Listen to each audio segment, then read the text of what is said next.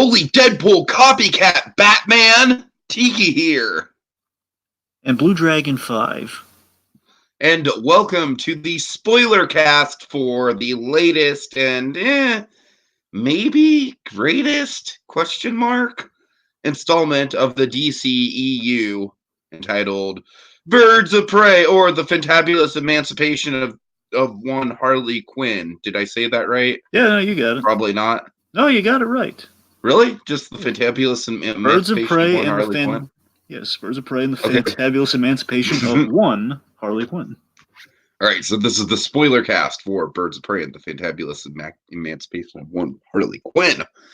All right, so Dragon, before we get anywhere else, I just kind of I don't want to bury the lead here. We need to talk about the fact that this thing is really underperforming, my friend. This is, and as far as box office is concerned, I think it's hard to talk about this movie without bringing up the fact that it is like by far the lowest grossing of the DCEU films, at least in terms of an opening weekend. We're talking far below Justice League, far below Suicide Squad, even stuff like Shazam.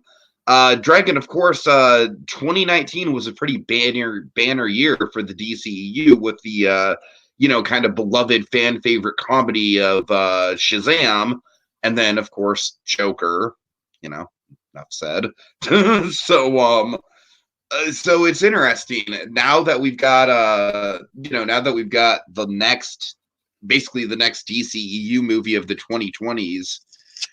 Dragon, I gotta tell you, this is a movie where I feel like it's got some sugar-fueled highs to it, for sure. Well, more like cocaine-fueled highs, if you want to be specific, but, Yeah, you're right. It's definitely got some fun times to it. It's, Margot Robbie continues to impress as Harley Quinn.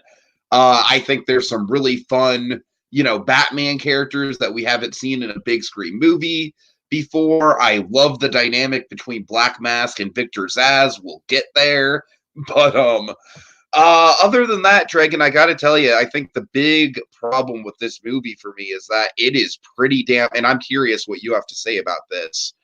It is pretty damn obvious that this film is living in the shadow of Deadpool, and this is like very obviously DCEU just being like, hey, Deadpool's popular, we can do one of those. And Dragon, I don't know, man, like right down to like the narration and the storytelling and the writing, everything about this movie feels like a half-baked Deadpool to me. And I'm saying that not even as the biggest Deadpool fan, Dragon. I mean, you know me. I like Deadpool a lot. I had a lot of fun with it, but Deadpool for me personally isn't the type of movie I would like put on a top 20 at the end of the year list. I know you're different, obviously, so I'm excited to get your take on it. But Dragon, that's really what this movie felt like to me. Like every once in a while there'd be a really good gag, and I think the casting was solid. Visually, I think it looks good. But man, I mean, I just walked away from this movie just thinking that I really did not like. It's a shame because, of course, Shazam was like a breath of fresh air in the superhero genre. It was like so wholesome that it kind of like brought you back to a simpler time in the genre. And then Joker is kind of like, for better or for worse, like what the future of superhero movies could be. Dragon, this movie just feels like it's stuck in the 2010s, and I feel like it's going to be instantly dated. And I don't know, man, like I was holding out hope for a long time for this movie, as Dragon, like ever, long after the whole controversy of like, oh, it's not a Birds of Prey movie. Dragon, as you know, I was one of those people where it's like, you know what? I don't really care that it's not a proper Birds of Prey movie as long as we get a solid Harley Quinn movie. And Dragon, this is like, it's a solid enough Harley Quinn movie, but man, it could have been a great Harley Quinn movie. I think it had the right ingredients to be a great Harley Quinn movie if they just would have focused less on just being the next Deadpool and focused more on being Harley. So that's where I'm coming down on this one, Dragon. This was a pretty considerable disappointment for me, especially considering I was kind of like backing this horse longer than most people were because I really didn't have the Birds of Prey thing as a back pocket thing to get offended about or be like, oh, they changed that. I was just going into this just hoping for a really good Harley Quinn movie, and I got like a decent Harley Quinn movie. So, overall, decent enough movie. I think a lot of things could have been done better, though. All right, Dragon, your thoughts. All right. So, going into this, quote unquote, Birds of Prey movie, marketing was a very mixed, bag going into this because, of course, basically, okay, Birds of Prey. When you just say that way back in the day, just announcing the title before they add the whole emancipation angle. It's like, hey, they're doing a Birds of Prey movie. People love the Birds of Prey. Gail Simone, who, by the way, wrote my favorite Deadpool arc. A little fun little crossover there. Gail Simone, I forget if she created the Birds of Prey. At the very least, she made the Birds of Prey her own if she didn't create them. Because the idea, like, these characters existed, but then she crossed them over. I believe that's how the Birds of Prey, essentially went with that whole thing. Regardless, the point being, Gail Simone is hugely synonymous with Birds of Prey and definitely has its following. Mm-hmm. So, we even got a TV show, a very kind of beloved, but kind I was going to ask you about that. Yeah. Many people like that show, and it's an okay show. The famous thing that show did was the first time Harley Quinn was in live action. That was kind of the big deal about that show. Mia Sara playing Harley Quinn, which again was the point. I won't bore with the details. Point being, also Mark Hamill doing the voice of the Joker in live action, which is really cool. One time, it was basically like the opening of the series, but it was cool though. Anyway, getting back on point. The point being, Birds of Prey announced, all right. Basically, I'm thinking, okay, and then they announce who Harley Quinn's going to be. I'm thinking, okay, solid pitch, Birds of Prey, who doesn't like that? A little bit of Harley Quinn, I get it. Going maybe a little bit of Gotham City Sirens in their Birds of Prey movie. Okay, maybe Harley isn't citing instant. Harley's big right now. I get it. So then, of course, we get a trailer, and the trailer, while good, it advertised a Harley Quinn movie. No Birds of Prey, and then it kind of got worse from there. You have like the first infamous poster. It's like Harley Quinn, like little birds flying around her head. It's like an old Looney Tunes gag. Good concept. Problem is you couldn't tell which character was which, and then the characters that were flying around her head. And I thought that was a big problem. You see, basically, Birds of Prey are getting less and less each time you saw them, which was not good, and that was basically what led to the single kind of snippet of like Birds of Prey movie, more like Harley Quinn movie featuring the Birds of Prey. Dragon, you know what's a shame though is that I do remember on that first trailer, like, yeah, you're right, it wasn't really a Birds of Prey movie anymore, but that promise of like those lines in the trailer, like, do you know what a Harley Quinn is? Yeah, I'm like, it showed potential, man. It did, and again, visually, and that trailer had a lot going for it. And again, I think a lot of it does bleed into the end result. But again, it's a Harley Quinn movie. Now, again, you're just taking that. The point being, there's definitely a fear for kind of maybe underrepresenting the Birds of Prey in this movie, for sure. But at the end of the day, so I tried to go in with an open mind because I didn't want to be like the guy saying that just with the one line. Like, I knew it wasn't going to be I knew it was going to be like a Harley Quinn movie with very little Birds of Prey. It's going to end. I didn't want to go in with my mind made up. So, I went in. Well, at the very least, look, worst case, I'm going to enjoy a Harley Quinn movie. I'm just going to be like, I'll probably say, the Birds of Prey. I mean, to be fair, this movie doesn't have a ton of Birds of Prey, but for what it has, I liked all of the characters in the group enough. I'm getting there. Okay. My point. So points I went with an open mind. Okay, let's give them a fair shot. Let's see how they do. For all the best case scenario, maybe it's like a little bit of a misdirect. People are going for the Harley, but they're staying for the birds. Man, who knows? Feed those darn birds, darn it. Anyway. Tuppence a popcorn bag. Yeah, Dragon. It's only popcorn bags cost tuppence. Let's tuppence the crap out of this movie, man. Anyways, at the end of the day, coming out of the movie, sitting through it, the film, I feel, is a lot of fun. It's got great action. The Birds of Prey are, let me put it this way, they are better represented than I thought, but still, it's still not great considering they top the bill of the movie. I mean, it's still not quite as good as, again, if they literally top the bill in the shorthand of the movie after that ridiculously long title was Birds of Prey. Still a little underrepresented, but the point being, I respect the fact they did their homework on a number of things when I thought they wouldn't have. So I'm a little bit more won over. This is a very deep cut Batman movie. I did notice that. In that respect, I respect the movie on those merits, and basically the film. And here's the thing in regards to the whole Deadpool of it all. We'll get into that a little bit more as we go through the scratch it here in the opening. Is that the film reflects current Harley Quinn post the whole basically New 52 onward. Harley Quinn split up with the Joker, which basically that's kind of the Harley we're dealing with in this movie, and I think has been done at its best in the Harley Quinn animated movie. The Harley Quinn animated movie it's kind of not funny the movie, because the series, the animated series. Sorry. Oh yeah, right. Big difference.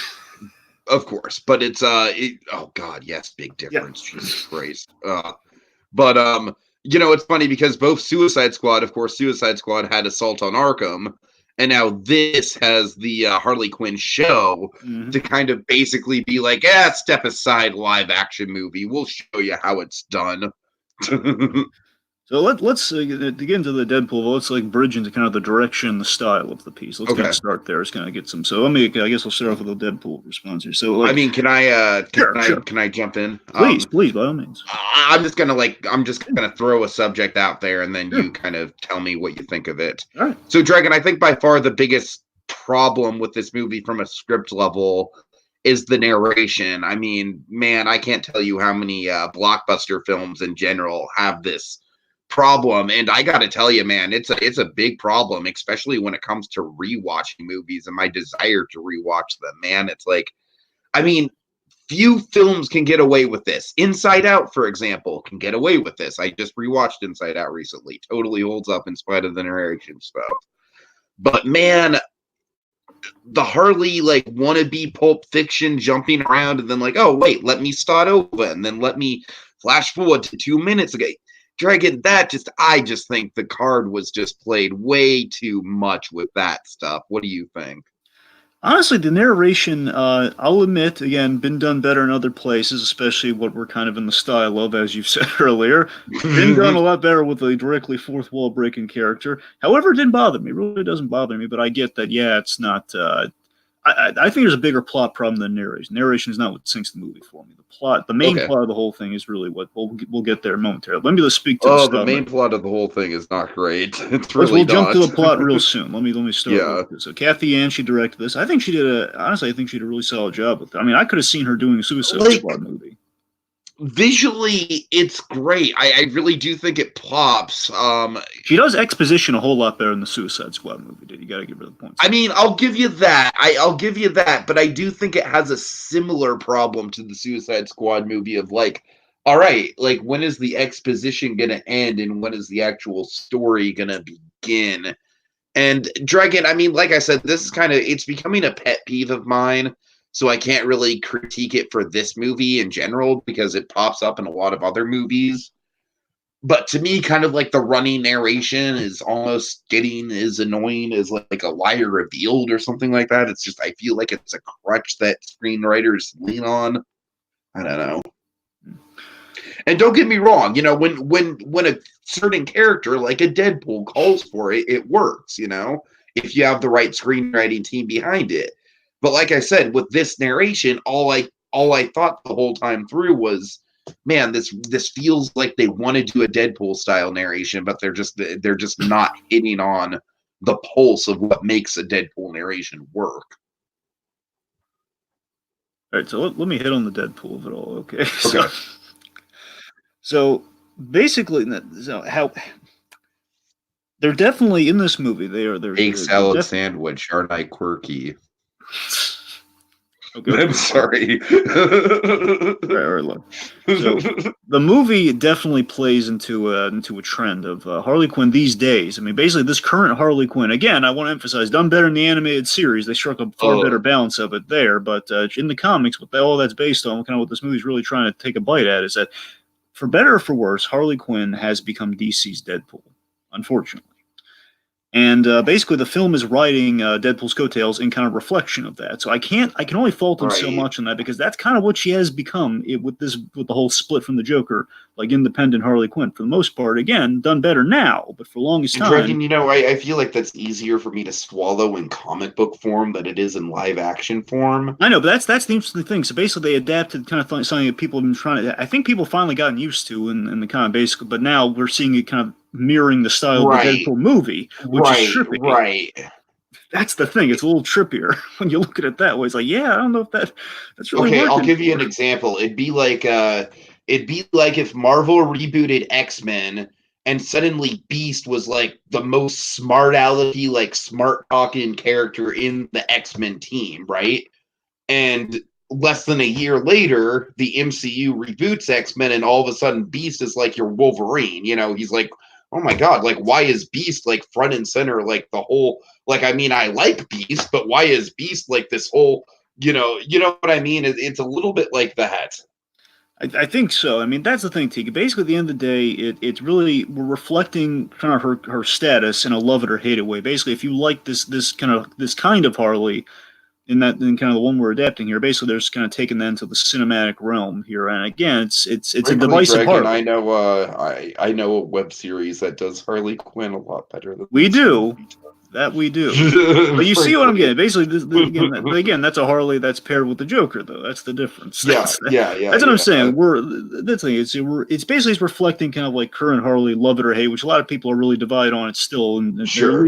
they like the gesture Harley. They like the Harley that's kind of part of a pairing, either a Harley or Ivy or a Harley and Joker, so to speak. We don't have Ivy in this movie. Oh God, so you get Harley and Ivy in that show, man. That's what I'm saying, man. Mystery. Exactly. And that's what I'm saying. We kind of have that not as an element here. So again, I don't think it's the worst thing, but again, because I'm used to that Harley, though. That's the difference. Like, it's not my Harley's like a Paul Dini. I mean, that being said, like, I would love to see a Harley and Ivy movie with Margot Robbie as Harley still. Like, I think Margot Robbie absolutely, like, this movie is a little messy, but if there's one thing that we can all agree on, it's the fact that Margot Robbie does embody this character. Mm-hmm.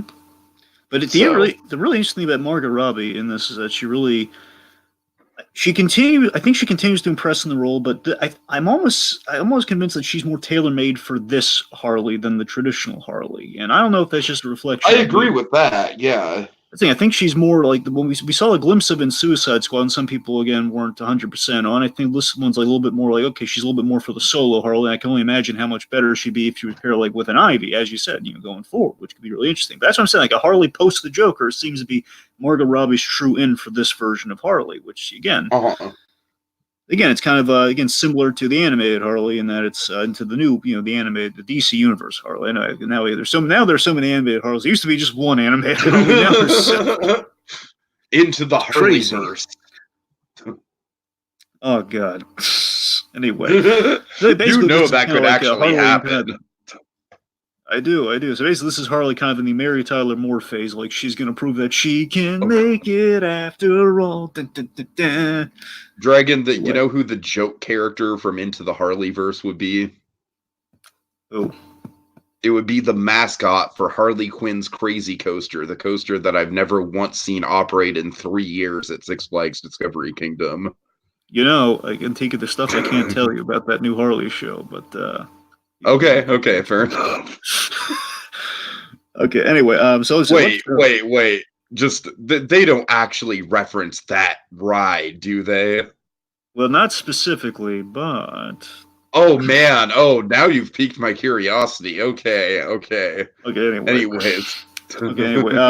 So of course, back to the narrator thing. So again, one more thing about that ride. I've walked by that ride and just been like, I should get a T-shirt for that ride just because it's so infamously like I've literally never once seen it run.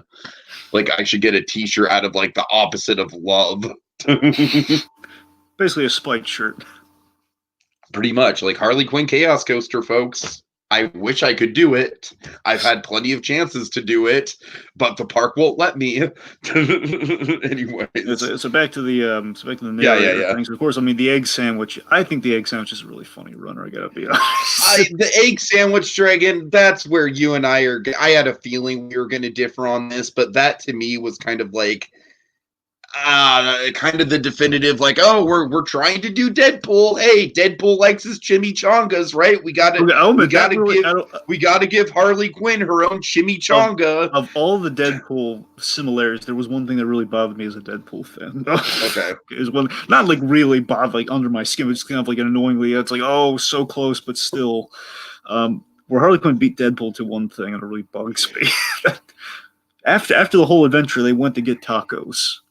That's what really bothers me. After all that time, Harley Quinn got to actually again Deadpool. We have the chimichangas mentioned, and we had in the DVD menu for the first Deadpool movie, but we've seen the advertising. Never in the film itself does Deadpool help himself to some Mexican food. That bothers me. Anyway, all right, in Dragon we have the world's most beloved bounty hunter with a heart of gold, the Mandalorian himself, here in the chat. Says hello from the outer rim planets of the New Republic. Hey, this is the way. This is the way, man. Yeah. Mando. I've Hey actually there, become Mando. acquainted with the origins for the Mandalorians lately on the Clone Wars, which I'm kind of binging to get ready for. Oh the God, season. man! I wish I had the patience to binge that shit. I'm almost done. I mean, actually. I want to. It's just, it's a lot of lore. It's a lot There's of actually lore. a really fascinating connect to the actual Mandalorian ship. We don't have time to get into that right now. Have you gotten to Hondo yet? Oh yeah! Oh my God, Tiki Hondo is so fantastic in that show. Okay. I'm seeing gobs of Hondo, but we don't have time for that. Gob. I didn't even know he was that big of a presence. I mean, he All recurs, right. man. He's a highlight whenever he comes back, and he comes back a few times. All right, anyway. all right. You've sold me. I need my Hondo Anaka fix. All Trust right, me, man. You would drool for you. the Hondo stuff in this anyway.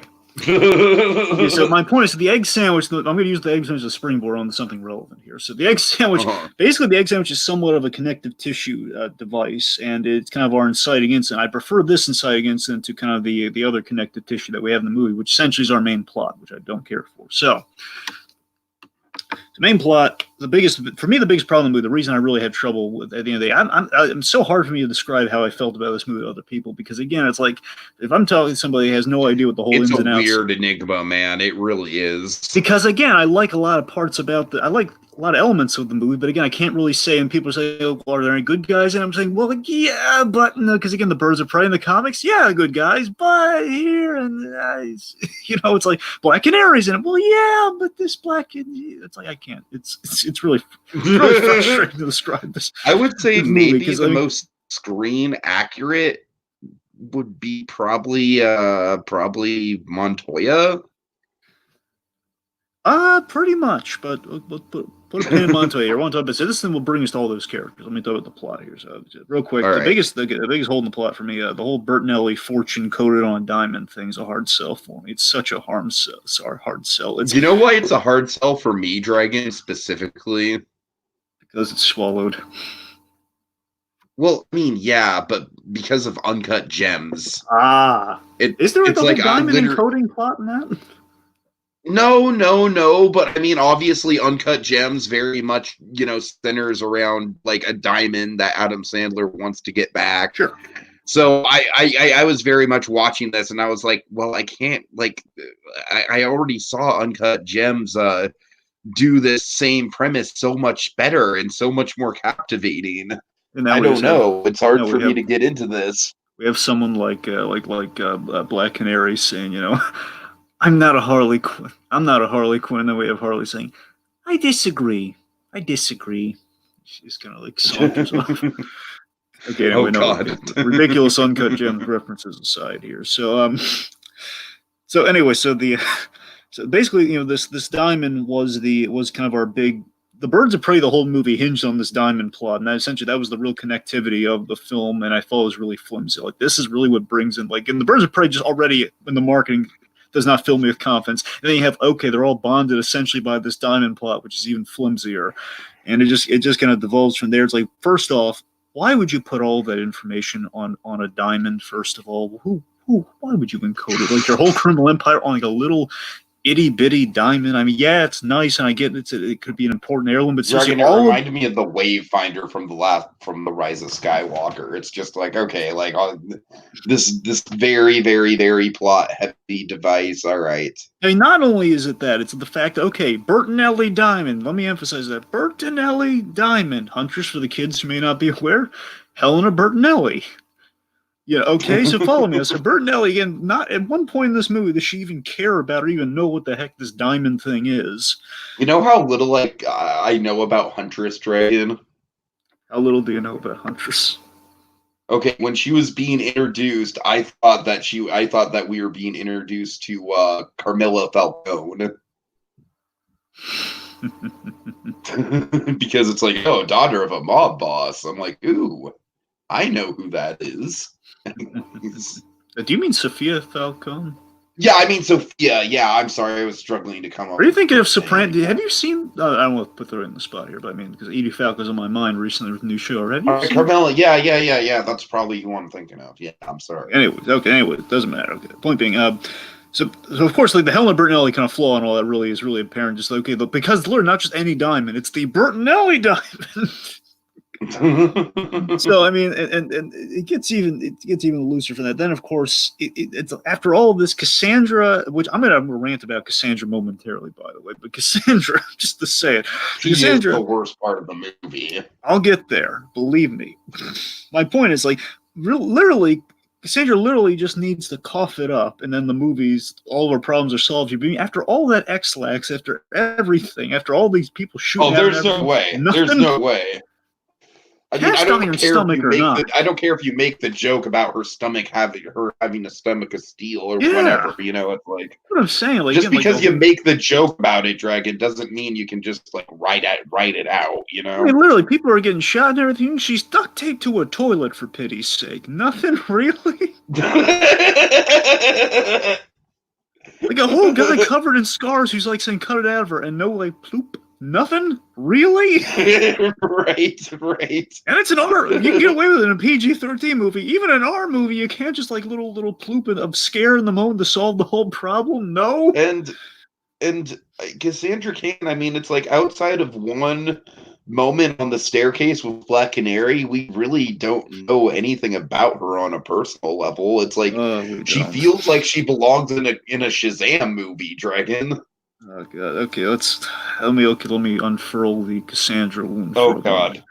Okay, so the rest of the characters in this, the rest of the Birds of Prey characters, if not close, if not close to being on the money, because again, some of them, they did their research, which I respect. A lot of the rest of the characters, at least they were close. If they weren't, they were in the ballpark. All of them were in the ballpark, if not close to being on the money, except for one, Cassandra Cain.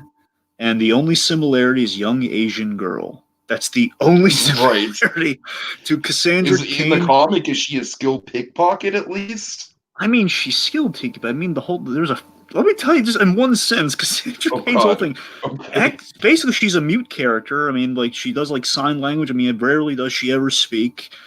Mute character who was formerly a trained assassin that Batman essentially found and trained her to be the new Batgirl and kind of get away from her assassin ways. That's a great sell, isn't it? Okay, yeah, definitely not the Cassandra Cain we get in this movie. Not at all. Like that's like the character in this movie is as much Carrie Kelly as she is that Cassandra Cain. It's not even the fact that she talks; it's the fact that nothing's right with her. It's like some people have said, I don't know if anything's reading too much into it, like the whole thing, like she is like, hey, like when she's in the police station, she's having a little trouble speaking before she coughs or something, like they make it like a joke where she just insults Montoya. It's like that's like a little people thought it's like thumbing the nose of like that's like thumbing the nose like, oh, remember she didn't speak in the comics, that's why she was a little mute for a millisecond there.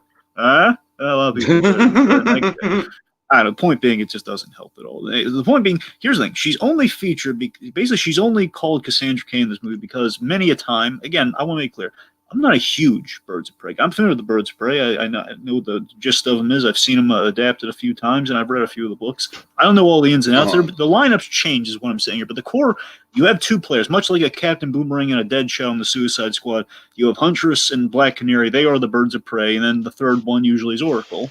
And beyond that, it kind of shifts around there, and the most prominent member of the new people added would be Cassandra Cain. That's why Cassandra Cain's in the movie, because, okay, Cassandra Cain, she is a notable Birds of Prey member. And, Gotcha. And again, like, there's no reason, basically, this character, I don't mind this character, but if she was called anything else but Cassandra Cain, it's like, literally give her any other name, I think I give her a pass because I like the whole bond. Carrie Kelly. Sure, okay, you're fair point. Okay, any character, Carrie Kelly or Cassandra Cain, any two names but those, any name but one of those, I'd be fine because I like the bond that she had, I like the whole relationship with Harley Quinn. But again, not Cassandra Cain at all, right.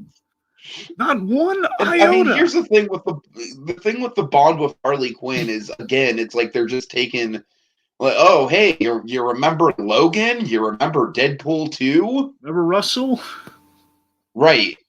That's the thing. It's, again, Dragon, that's why I can't get too enthusiastic about this movie, is that it feels like ingredients for better movies. Yep. I mean, let me circle back to the plot here before we get into the rest of the girls here, so real quick. So again, with the my thing with the movie, it was such an easy fix for the movie for me because I was already sold on Harley Quinn as essentially our MacGuffin or our inciting incident. Where okay, so Harley Quinn, basically the egg sandwich, but okay, this whole she's suffering from the breakup, she blows up Ace Chemicals, and then like as she's on her way to get a sandwich, she runs into Montoya, which basically starts the whole affair. Like the idea that Harley Quinn, I think the most genius idea of the movie is that okay, Harley Quinn was protected when she was with the Joker, and now that she's basically she's made her breakup known to the whole world, which is a really Harley Quinn thing to do, and that she kind of does like a gesture in the moment, kind of impulsively, which she didn't really think about the fallout. And now people, especially grand romantic gesture that would make Mr. Peanut Butter blush. Exactly. So essentially, she's ticked off a lot of people, which I believe that could happen, especially with this Harley Quinn. Ticked off a lot of people who want her dead. At top of the list, Black Mask, who essentially, as many times traditionally, sometimes he's like the head kind of gangster in Gotham. Took like 20 years to run the rackets, depending on the point being, Black Mask, as we see. Harley Quinn's stirred up a lot of trouble in his club, and he couldn't lay a finger on her. Now again, I'm sold on that plot, which okay, and then the runs in the Montoya and gets the whole thing going. It should have stopped right there. It should have stopped right there. The movie, there's no reason why it would have been such a stronger movie if it was just the emancipation of Harley Quinn, and the movie was just about all these gangsters going after her, and it was just a simple 90-minute like cat and mouse romp between her and all those gangsters. And again, it could have been like the Fury Road of comic book movies if they did that. Honestly, I mean, I'm sold on that movie. I'll even throw him a bone, Tiki. I'll throw him a bone of okay, and through this we introduce the Birds of Prey, get wrapped up in her story. I'll go as far as to that. All right, because again, you could have had a Birds of Prey movie where Harley Quinn was like the inciting incident that the Birds of Prey had to deal with. I could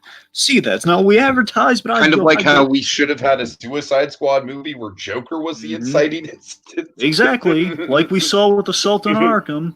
Didn't happen. Right. But you see my points. All right. So, do you want to get into some of the other characters, or is there anything? Yeah, sure. I've been kind of itching to.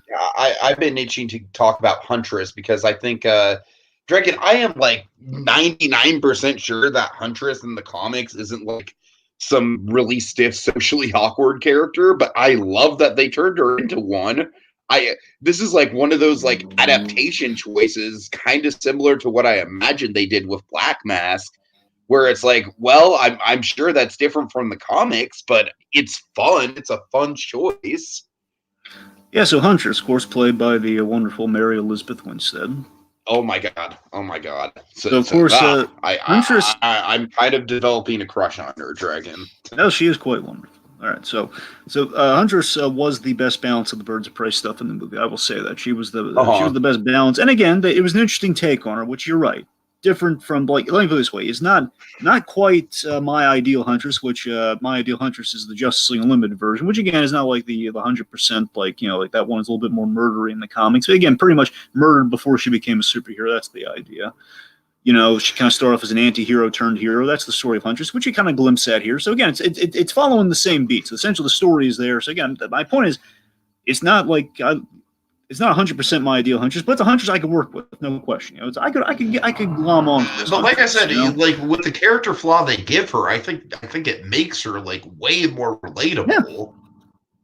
So yeah, it's interesting. That's the point. Yes, that's the thing. Like again, my problem is though I wanted to see more of that so I can kind of see where they're going with it because basically like the origin was very. Dragon, we're at this point talking about the Birds of Prey. Like we can just kind of copy and paste. Like I wish we could see more of her. Yeah, I'm saying out of all of these characters though, and this is important though because a lot of people the main thing with the success of the movie being kind of in question. I think we should mention that the main thing I'm hearing from everybody is that they want a Huntress spinoff and they really like this Huntress. I would be totally down for a Huntress spinoff. So what I'm getting at is that the Huntress that even the little Huntress John Goodman should be the villain in Huntress. Either John Goodman or Jason Schwartzman, because I can only picture Mary Elizabeth Winstead as those two characters. Apparently, you joke, but if you saw that, oh god, you joke, but if you saw that episode I sent you, there's a very large character that was kind of her nemesis, and again, John Goodman could have. Oh wow! Anyway. Okay, there you go. Okay. Anyway, so in all seriousness, so But that's the thing. Basically, this was like a proof of concept and potential for this take on the character, and the whole like we covered the whole vigilante, the vaguely heroic arc. We covered the origin very well. Again, the family, she comes from a criminal family, and of course they get killed by within her own organization, which kind of leads to the revenge quest. That's all in the money. It's all straightforward there. Then we get I'll admit the iffy territory again in relation purely to that stupid diamond is it's kind of implied maybe Black Mass commissioned the death of her family for the diamond. I'm not quite sure. Right. Yeah. All I know is Zaz, he was on the hit list because he was there, which I can buy. That's a simple thing I can buy. It's fine. But that's a thing. I just feel like the Huntress we saw is cool. She just got a little shortchanged. I love everybody in the movie even said "Oh man, we really like you, man. You're really cool." It's I love it. That's what I'm saying. That's fun. I love her hang up on the crossbow killer thing. That is hysterical. Uh-huh. It's I'm not the crossbow killer. Yeah. Black Canary, I don't know a lot about this character, but I know enough to be wow, this definitely is not the Black Canary from the comics. Well, it's funny. This is actually the one Black Canary you know about. This is, honestly, I think they're taking some beats from the All-Star Batman Black Canary with this one. I'm so glad you mentioned that. Yeah, because you're right. That is probably the Black Canary I'm most familiar with, unfortunately. I'm familiar with a whole bunch of Black Canaries thanks to the Arrow show. There's essentially 3 versions of Black Canary in that show. There's 3 versions there. Then there's the Morena Baccarin one, who, again, is in that episode, the double date one from Justice League Unlimited, which I highly recommend. So the point being, I'm familiar with the Justice League version. I think is probably the best version we've ever seen of the Black Canary. But anyway, so Black Canary again is an example of a different approach that I can buy, where basically we combined elements from a bunch of different Black Canaries. Where so she's a singer. Basically, she works in a nightclub, kind of like the All-Star Batman. She has the Legacy Connect, which I'm really surprised I went with, which is a really pleasant surprise. Where classically Black Canary, again with the whole multiple Black Canaries thing I was going for with the Arrow reference. In the comics, her mother was on the original, the precursor to the Justice League, Justice Society of America, and it was basically the same gimmick. Dressed the same costume, used the Sonic Canary cry, and then basically her daughter inherited the power. So we cover that here, which is okay. That's really cool. And it basically here was going with okay, I guess we're kind of doing this undercover story, which I mean, basically she's not really super heroic or anything, but I think she's well realized, she's really good in the action department. She can kick a lot of butt, and her power is well realized. I'll admit, it kind of bugs me she doesn't use it more in the movie because it would come in handy a lot of other spots in the movie. But right. But I'll go with just for the sake of drama here. We're okay. We kind of use her as the Iron Man lasers at the end of Iron Man 2. Couldn't you have used that at the start of the fight? That sort of thing. So it all balanced. Black Canary again was a solid enough take. She had some stuff going for her. It's fine. All right. Okay. And then, like I said, Greg, and I think the most accurate character in this Birds of Prey lineup is actually Montoya. Other than being maybe a little bit older than I'm used to traditionally seeing the character, I think that this is pretty much a pitch perfect representation of what I know of Montoya. Yeah, older, but if you're going for an older Montoya, Rosie Perez is a really perfect casting choice. Yeah, and I mean, even though she is older, I mean, this is absolutely the Renee Montoya that, when I think Renee Montoya, this is what I think of characterization-wise. Yes, I mean, of course, in terms of Montoya in live action, I mean, let's just reflect for a moment. The Gotham Montoya isn't even Montoya, let's be honest. That's what I'm saying. Really, I mean, one, we couldn't do any Montoya was so bad that we literally came up with a running joke of that's not the real Montoya. Which character is the real Montoya? Yes, exactly. Apparently Harper was the real Montoya. I think so. I think that's who we... I think she survived towards the very end, too, so I think she would count as the real Montoya. Yeah. Okay, anyway, so of course, now Montoya, I should mention this, we haven't gotten this in the animated series, but Montoya does have, she gets tangled with Harley and Ivy in the Harley and Ivy episode. So Montoya absolutely has a role in this story. Basically, her going after Harley Quinn. It was kind of going after Thelma and Louise. That's kind of the main, her role in that story. So essentially, Montoya can absolutely work in a Harley Quinn story, no question, which we do. And that's a kind of an inciting incident. Again, though, the whole Diamond plot, I'm sorry, I don't want to just keep going back to it. I'm just going to say it here because it does kind of involve the Montoya thing, where they said this whole caper that she gets involved with in connection to Black Mass does not help her and makes her look a little foolish in places, which is the worst thing I can say about Montoya here, where again, wonderfully characterized, just again, for plot reasons, we kind of hold her back by like, okay, she keeps because we're kind of going for like in some places we're going for like an anti-man thing in the story. It's like, hey, her other partner takes all of her credit, so she just kind of leaves the GCPD because of that. And I don't think Montoya really stand for that, if I'm being frank. But we need it for plot reasons. You know, it's like her partner's stealing her collars, and she keeps getting the crap kicked out of her throughout the movie. And yeah, like she shows up at the worst. She has really bad timing, is all I'm saying. But again, a solid enough character. Again, her going after Black Mask and doing an undercover thing with Black Canary. I buy that. Just wish it wasn't over a stupid diamond. All right. Okay, let's see. So I guess. Go ahead. Well, do you have any? I was going to go through my favorite scene in the movie. Do you have any for you? Well, favorite scene. I mean, I would definitely have to pick that whole like, that whole montage, whatever you want to call it, at the beginning of all the gangsters going after her. Yeah, I thought that scene definitely had like by far the most energy to it. And I think it could have been the whole movie as far as I'm concerned. I know, right? And that's what I'm saying. Like we were really off to the races with our pacing towards the start of this movie. We were, yeah. So speaking of really some really fun stuff here. So of course my two favorite parts of the movie. So I love the animated opening. The animated opening was a perfect note to start the movie out on. Again, not really Birds of Prey note, but a Harley note. Absolutely, it's great. I think it's a little awkward that even the animated Joker isn't Jared Leto. It isn't. It's so much better though. We did get a brief glimpse of a stand-in for Leto though, which honestly even the stand-in was kind of better because he was tattooing the guy. It was kind of a fun nod of like, yeah, that Joker we had last was really tattoo. He's really a tattoo. He loved tattoos and even tattooed on that poor giant guy's face. Well, apparently gets around because he killed one of the members of Huntress's family, so he gets around. Apparently he's been in Italy. Okay, anyway. Getting back on points, the animated opening is great. It's a great status quo builder. Of course, coming off the Harley animated series, it was like, okay, they're in the right headspace here. Okay. Yeah. But easily, without question, my favorite scene in the whole movie. And it's like, yeah, I know we're kind of in the current Harley Quinn. There's one scene that feels like classic Harley, and I loved it, man. I just wish Paul Dini could see. I'm sure Paul Dini's seeing the movie, but if you could see one scene, though, it'd be my scene here. I love the scene where the assault in the GCPD.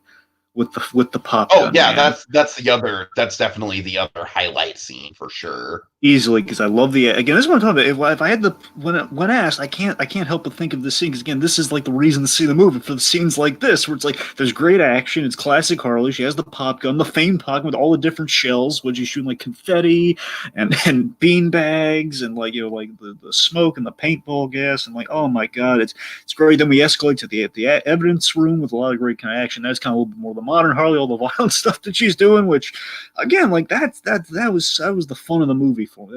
That was like the price of admission scene right there. Like, like I have to report a dangerous crime. It's just a lot of fun in the role too. It's like that scene is just so fun, man. That's the highlight. That's the high of highs of the whole movie. And of course, they have like little bits too, like Bruce the Hyena, man. Like get to see Harley with a hyena. Bruce the Hyena's fun, yeah. Of course, classically, and she has pets in the animated series, Bud and Lou, which she named after Abbott and Costello. Will nod to her with a hyena as a pet, which is quite nice. Even the beaver's from the comic too, by the way. Basically, in the comic, she would hallucinate. It's kind of like Deadpool pool vision. Again, the Deadpool parallels I know, but she would hallucinate this beaver. Would kind of talk to her like an imaginary kind of friend sort of way sometimes. So the point is they've got the beaver in there. That's why it's there. All right, so Dragon, I am itching to talk about Black Mask. My friend. Yeah, let's do it, man. Yeah, Ewan McGregor. Okay, thoughts? Okay, so this is another situation where I can't imagine that many comic book versions of Black Mask. That many comic book versions would lean into the silly, over-the-top nature of what Ewan McGregor does. But just from a purely I think it works for this film, Dragon. It might not be exactly what you think of with Black Mask. Like, for example, famously, Black Mask was a lot of people wanted Black Mask as the third Nolan Batman villain. A lot of people thought Levin might be him. Could you imagine this Black Mask in a Nolan Batman movie? Oh man, it'd basically be Nolan doing Scarface. But not only do we get a great Black Mask that is much more heightened than we are probably used to seeing the character, but we get a Victor Zsasz to go along with him, Dragon. Okay, so a few things here. So one, it's funny you bring this up about the Black Mask because believe it or not, Black Mask at his best is actually a broad character like this. So, Oh, okay. so I don't know if you were. Sure. I wasn't sure. Let me cite you the best example of this. To me, I think a lot of people. I think one of the best versions of Black Mask is the under the Red Hood Black Mask from the animated movie. Remember, that's very much kind of like basically Black Mask at his best is a broad gangster who's well dressed but with a huge temper. And this guy he'll be kind of this well dressed kind of kind of party type. Or it's kind of like a really well composed guy who has like a temper and just like a really fun like off the roads like almost like a cross between Scarface and Yosemite Sam temper. Where, sure. like under the Red Hood, he just says, "I want to throw him a party, and by party I mean a whole room full of people are gonna kill him." That's sort of black. That's sort of Black Mask. That's just great. And also, like I know, look, if anyone jumps from the Arkham Origins Black Mask as well. While I know Joker's actually Black Mask in that game, but I mean the Black Mask they're selling us is kind of like a very the same kind of well dressed temperamental mobster. That's Black Mask, right? Based on McGregor, like I love McGregor. Honestly, I think the first act is the best version of Black Mask in the whole movie. Where McGregor again, he's the party animal in the club. Says, "Who's having a good time?" He's all happy. He's loving it, man. He's loving life. He runs a nightclub. McGregor is having a really good year, Dragon, between this and. The movie didn't do well, but he was fantastic in Dr. Sleep. I'm pretty sure he was in something else, too. You gotta be honest, I've never really seen a bad McGregor performance, personally. I'm with you. Even in something like Moulin Rouge, he is good in that movie. Well, like I said, Star Wars Episode 1, maybe. But again, I mean, that death scene with Qui-Gon Jinn's a really good scene for him. All right. I'm saying. My point is, anyways, of course, I mean, have you ever seen I Love You, Philip Morris? No, I have not. Yeah, he's it's not for everyone, that movie, but it is he's good in that movie anyway. My point being, Gregor rocks regardless, and of course I'm somewhat looking forward to Kenobi. I think we're all looking forward to Kenobi, but anyway, getting back on this McGregor, he's very well cast in the role. He's got a great performance. I think the performance is better towards the beginning of the movie than kind of the beginning half of things, because again, operating under that whole like. You understand why this guy wants her dead, and of course, this temperamental guy who's like he's teetering on the edge of being complete psychotic, and where he hangs people upside down and removes their faces. That's what I'm saying. Like Black Mask, many a time, as you can probably imagine, has kind of a face gimmick, and right. And that's the thing. So here's the thing that shocked me, and I was so pleased by this. They went deep cuts with the Black Mask stuff, which made me so happy. Like they went the whole Janus Cosmetics thing, where he basically had daddy issues, as Harley calls them out, and that whole thing where the mask, like basically that mask is carved from his father's coffin, being the idea. That's when he puts that mask on. Like he hates his father. Like he had issues with his parents. They changed it a little up here. It doesn't matter. The point being, we reference like the whole shebang with him. Like he came from money and he hated his father. He was kind of like come from a company. Like a company family mentality, like he was kicked out of the business, that sort of stuff. Kind of the reject of the rich family. That's kind of Black Mask's whole deal in a nutshell. And so all of that was great. I wish he put on the mask a little bit more. He did put it on though, so I ain't complaining. It's like the fact that I just wish like when he did violent things, he put the mask on. Like when he cut that guy's face off, I wish he had the mask on. But he puts it on in the third act, so it all kind of. At least I was gonna be really mad if he never put it on at all in this movie.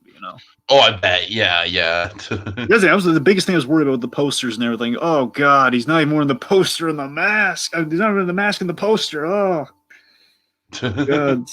But I feel later in the movie that we had some weird choices with him, which some out of left field stuff. For example, like the whole he made the lady they made that guy cut the lady's dress off and made her dance, and that was really uncomfortable. Like that was weird. That was like I don't know what that was. That's what I'm saying.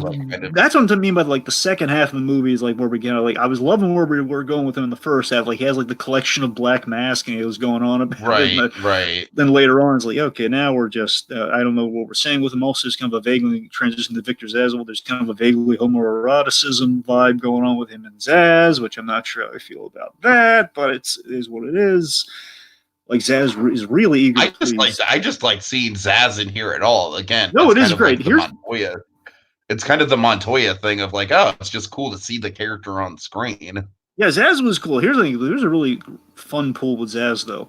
They went really old school with Zsasz because Zsasz before, like the Zsasz from Gotham, which is classically what we do with Zsasz is usually more shirtless and covered in scars, basically the bald Zsasz. Sure. Zsasz in his first appearance, he was covered in scars but had the blonde hair. And they gave him the blonde hair here, man. That was the really neat thing. It's like they went for like the totally. first introduction of Zaz, which is neat. And like he had all the scars, he had all these moments. Says, I'm saving the spotlight over my heart for you, which that's really cool.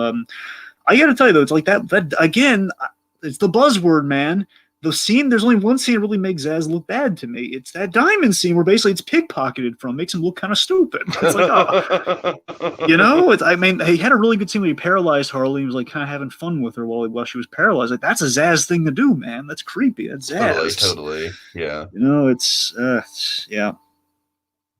So basically, so I think we could just sum it up with like this movie has, like everything good about this movie kind of like gravitates sort of like around the diamond, and the diamond is like the bad thing in the movie in the center of it.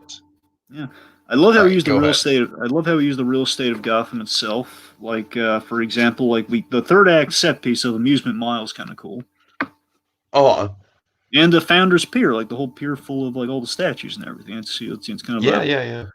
I mean, like some well utilized set pieces. Some again, Harley herself. Again, like I love just kind of the nonchalance. Like oh look, a penny. Like during all that kind of fun shenanigans in the montage. Oh, the one device we got to mention before we get out of here though. I'm sorry. The two things with her is I love we have a proper balance. So many people are always like saying Harley's too smart, Harley's too dumb. It's always like it's kind of a porridge effect. It's like this porridge is too hot, this porridge is too cold.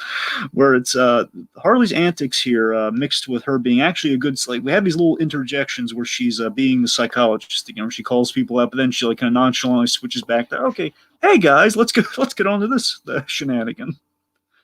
I'm not quite sure how to feel about that, Dragon. I feel like that it's kind of like one of the few things in the movie that I feel like would have been more beneficial for if it would have had the chance to be fleshed out a little bit more. True, but again, this movie doesn't really know who's the star of this movie because again, it's kind of Harley, but it's also kind of Birds of Prey. Yeah. In that sense, I think they probably could have dedicated more time to it, but I don't think they're really sure if they could. But the point is, I like that we had interjections where we show that while she is kind of the fun and bubbly, Harley Quinn, she still was good at her job. Though she has these people numbers, like with Huntress specifically. She says she calls it, oh yeah, you have all the signs of trauma, man. Major respect. You have all the signs of trauma. Like that sort of stuff's fun, and also, so again, referencing your favorite thing in the movie as well. I love I love visually how we show like Harley has all these beefs with all these people that are coming after her. It's just like grievance. It basically says list like name and grievance of who these people are. Everything they pop up. Like that's the best version of what we did in Suicide Squad. Yeah, it was a pretty Scorsese-esque touch, but it worked. Yeah, that's what I'm saying. That was fun. That's the movie I would have been eager to sit through, like a movie where she's run through people like that. And again, that's if you're gonna do like a Deadpoolish Harley, that's why you kind of jazz it up and make it her own thing, even if we're stuck in that Deadpool box, Right. So yeah, just we're kind of that's kind of it. Okay. Yeah. So final thoughts, Dragon. I really do think that with a couple more rewrites, this could have been something, and maybe a couple more rewrites that get it out of Deadpool's shadow a little bit. But yeah, I don't know. It's a weird movie because a lot of the ingredients really do work. Like most of the cast does very solid work for what they have to do.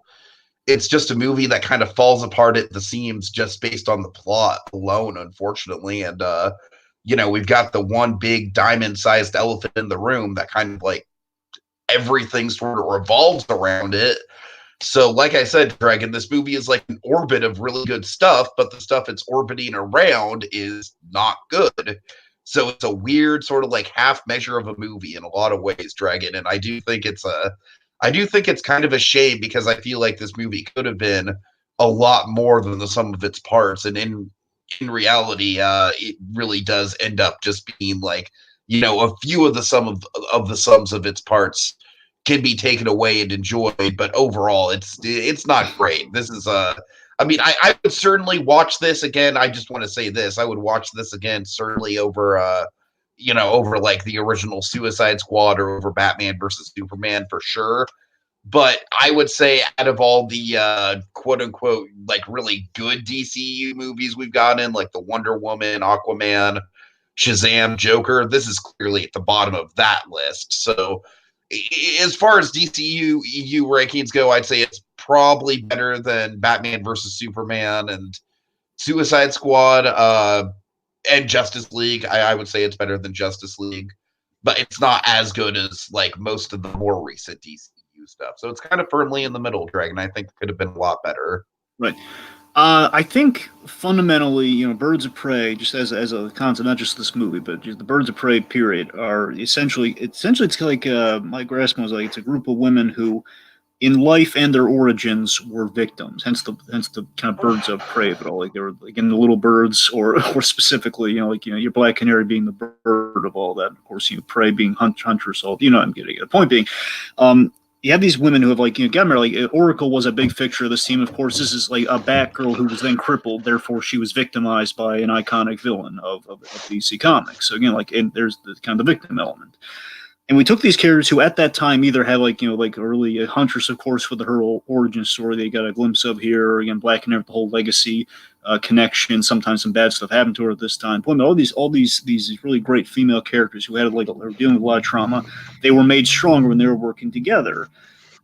And kind of like taking all this trauma and hardship and kind of channeling into something positive. And this movie, back to this movie now, this is, I think, trying to operate under the same premise with these characters. These flawed characters come together, again, mainly through Harley Quinn and all that sort of stuff.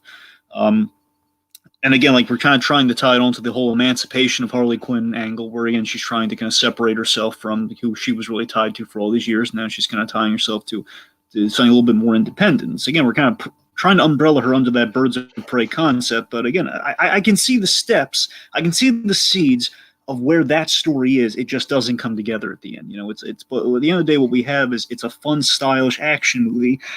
Maybe a little too much in Deadpool's shadow for sure, but accurate in some ways, more than others. Let's put it. I'd see it for Harley Quinn, especially if you like the animated show. I'd say watch it if you're really digging the animated show. And it's not going to surpass it, but yeah. All right. Okay, well, thank you guys for watching. Dragon, are you planning on seeing Sonic in theaters? I might, but it's not looking good right now. I'm going to try. Well, Jacob might see it, so I'm going to try. I do want to get a Sonic spoiler cast out there when that movie does drop. So, yeah. Between you or Jacob, we'll try and get a discussion. The Royal We will be back to talk about Sonic, I think is what you're saying. Sure. All right. But in the meantime, folks, thanks so much for watching, and have a good night. Harley frickin' Quinn. My sandwich. Ooh, my egg salad sandwich.